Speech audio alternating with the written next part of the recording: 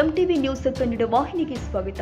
South western ರೈಲ್ವೆಯ 25ನೇ ವಲಯ railway ಬಳಕೆದಾರ ಸಲಹಾ ಸಮಿತಿಯ ಸಭೆಯು ಮಂಗಳವಾರ ನಗರದ ಗದಗ ರಸ್ತೆಯಲ್ಲಿ ಇರುವ ಚಾಲುಕ್ಯ ರೈಲ್ವೆ ಇನ್ಸ್ಟಿಟ್ಯೂಟ್ ಸಭಾಭವನದಲ್ಲಿ ಜರುಗಿದೆ. ನೈಋತ್ಯ ರೈಲ್ವೆ ಅಧಿಕಾರಿಗಳು ಸೇರಿ ವಿವಿಧ ಜಿಲ್ಲೆಗಳ ಸಂಸದರು, ಶಾಸಕರು, ಎಂಎಲ್ಸಿಗಳು, ನಾಮನಿರ್ದೇಶಿತ ಸದಸ್ಯರು ಸಭೆಯಲ್ಲಿ ಪಾಲ್ಗೊಂಡಿದ್ದರು. ಸಭೆಯ ನಂತರ ಮಾಧ್ಯಮದವರೊಂದಿಗೆ ಮಾತನಾಡಿದ ಸಂಸದೆ ಪ್ರಿಯಾಂಕಾ ಜಾರಕಿಹೊಳಿ, ನನ್ನ ಕ್ಷೇತ್ರದಲ್ಲಿ ಬರುವ ಕುಡಚಿ ರೈಲ್ವೆ ನಿಲ್ದಾಣದಲ್ಲಿನ ಅಭಿವೃದ್ಧಿ ಕಾಮಗಾರಿಗಳ ಬಗ್ಗೆ ಅಧಿಕಾರಿಗಳ ಗಮನಕ್ಕೆ ತರಲಾಗಿದೆ. ಇದಕ್ಕೆ ಅವರು ಆದಷ್ಟು ಬೇಗ ಕಾಮಗಾರಿಯನ್ನ ಮಾಡಿಕೊಡ್ತೀವಿ ಅಂತ ಭರವಸೆ ಕೊಟ್ಟಿದ್ದಾರೆ. ಇನ್ನು ಶೆಡಬಾಳದಿಂದ ವಿಜಯಪುರ ಮಾರ್ಗ ರೇಟ್ ಟು ಇಂಟ್ರೆಸ್ಟ್ ಕಡಿಮೆ ಇರುವ ಕಾರಣ ಅನುಮೋದನೆ ಸಿಗಲಿಲ್ಲ.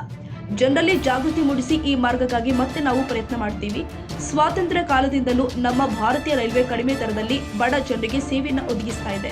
ಆದ್ದರಿಂದ ಈ ಸೇವೆ ಎಲ್ಲ ಕಡೆ ವಿಸ್ತೃತವಾಗಬೇಕು ಹಾಗೂ ಎಲ್ಲರಿಗೂ ಸಿಗಬೇಕು ಎಂದು ಅಭಿಪ್ರಾಯ ವ್ಯಕ್ತಪಡಿಸಿದರು. ಲೋಕಾಪುರ ಧಾರವಾಡ ನೂತನ ರೈಲ್ವೆ ಮಾರ್ಗದ ಕುರಿತು ರೈಲ್ವೆ ಅಧಿಕಾರಿಗಳಿಗೆ ಒತ್ತಾಯಿಸಿದ್ದೀವಿ ಎಂದಿದ್ದಾರೆ. ರಾಜ್ಯ ರೈಲ್ವೆ ಅಭಿವೃದ್ಧಿ ಹೋರಾಟ ಸಮಿತಿ ರಾಜ್ಯಾಧ್ಯಕ್ಷರು ಆದ ಕುತ್ಬುದ್ದೀನ್ ಕಾಜಿ ಮಾತನಾಡಿ, ಬಾಗಲಕೋಟೆ ಕುಡಚಿ ರೈಲ್ವೆ ಮಾರ್ಗ ಕಾಮಗಾರಿಯು 15 ವರ್ಷಗಳಿಂದ ನಡೀತಾ ಇದ್ರೂ ಈವರೆಗೂ ಪೂರ್ಣಗೊಂಡಿಲ್ಲ. ಆದ್ದರಿಂದ ಬಾಗಲಕೋಟೆ ಕುಡಚಿ ರೈಲ್ವೆ ಮಾರ್ಗದ ಕಾಮಗಾರಿಯನ್ನ ತ್ವರಿತಗತಿಯಲ್ಲಿ ಪೂರ್ಣಗೊಳಿಸಬೇಕು ಮತ್ತು ಲೋಕಾಪುರದವರೆಗೆ ಕಾಮಗಾರಿ ಪೂರ್ಣವಾಗಿ ಬಾಗಲಕೋಟೆ ಲೋಕಾಪುರದವರೆಗೆ ಪ್ಯಾಸೆಂಜರ್ ರೈಲನ್ನು ಪ್ರಾರಂಭಿಸುವಂತೆ ಮಾನ್ಯ ಸಂಸದೆ ಪ್ರಿಯಾಂಕಾ ಜಾರಕಿಹೊಳಿ ಅವರು ಸರ್ಕಾರಕ್ಕೆ ಒತ್ತಾಯಿಸಿದ್ದಾರೆ.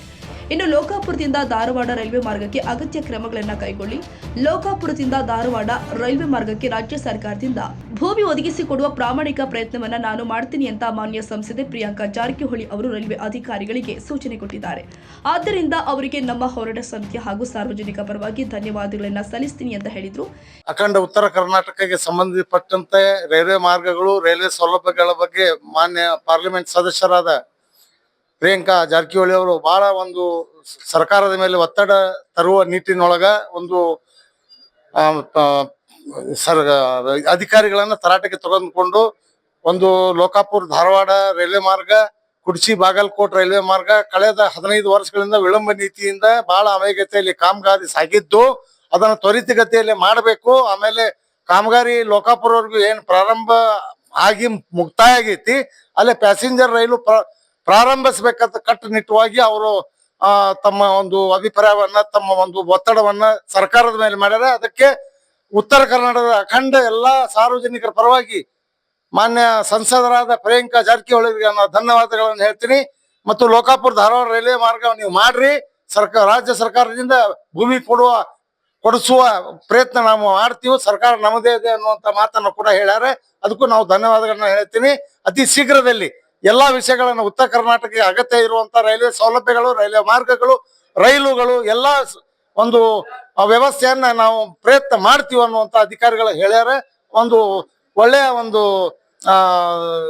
ಪ್ರೆಷರ್ ಅನ್ನ ಸರ್ಕಾರದ ಮೇಲೆ ಮಾನ್ಯ ಮೇಡಮ್ ಅವರು ತಂದಾರೆ. ಧನ್ಯವಾದಗಳು ಅವರಿಗೆ. ಈ ಸಂದರ್ಭದಲ್ಲಿ ರಾಮದುರ್ಗ ರೈಲ್ವೆ ಹೋರಾಟ ಸಮಿತಿಯ ಮುಖಂಡರು ಸೇರಿ ಮತ್ತಿತರರು ಹಾಜರಿದ್ದರು. ತಾಜಾ ಸುದ್ದಿಗಾಗಿ ಎಂಟಿವಿ ನ್ಯೂಸ್ 24x7ಗೆ ಸಬ್ಸ್ಕ್ರೈಬ್ ಮಾಡಿ ಮತ್ತು ಬೆಲ್ ಐಕಾನ್ ಅನ್ನು ಒತ್ತಿ. ತಪ್ಪದೇ ಲಿಂಕ್ ಶೇರ್ ಮಾಡಿ.